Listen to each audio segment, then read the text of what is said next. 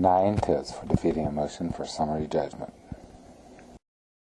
Brought to you by T-Rex Hogan at FightDebtNow.com, a resource for people being sued by debt collectors. If you are defending yourself in a suit brought by a debt collector, there's a pretty good chance you'll see a motion for summary judgment.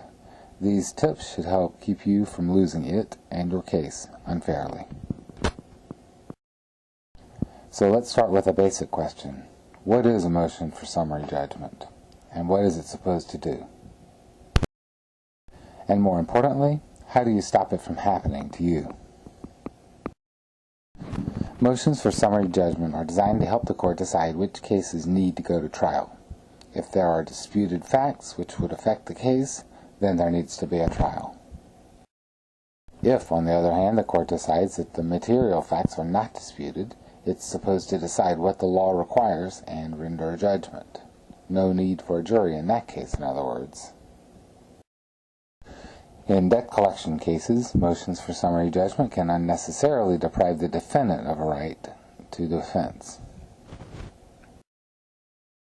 So here are the tips. 1. Motions for summary judgment are controlled by the rules of civil procedure for the jurisdiction in which you're being sued, usually your state. All states have their own rules regarding summary judgment, and they are all similar to Rule 56 of the Federal Rules of Civil Procedure. This means that all motions for summary judgment will follow basically the same pattern regardless of what state you may live in.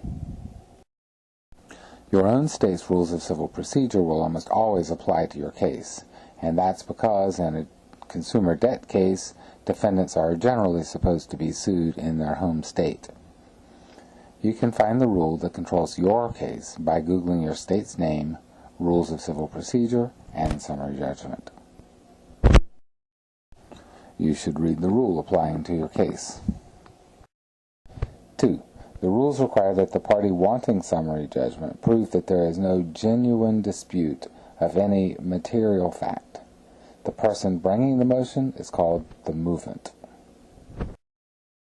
A material fact is a fact that could have a legal impact on the outcome of the case. It matters, in other words. And if there is a dispute, the court should not decide who is right or telling the truth about a certain fact. It should deny the motion. 3. You should concentrate on proving the existence of factual disputes, rather than arguing that you are right about the law. Motions for summary judgment are called fact-intensive. That's because a judge cannot make up the facts that you need to win, but must rely instead on evidence that is in the record. The judge can, however, apply the law in a way that you might not have expected in order to help you out. You shouldn't expect that, but the judge's function is to decide whether the law offers any remedy for the set of facts that you present. As I say, it's a fact-intensive motion. 4. It is not enough simply to dispute the other side's undisputed facts. You must attach evidence to your response and show the court how the evidence creates a legitimate or a genuine dispute of material facts. For more information on what is evidence, see my video on forms of evidence.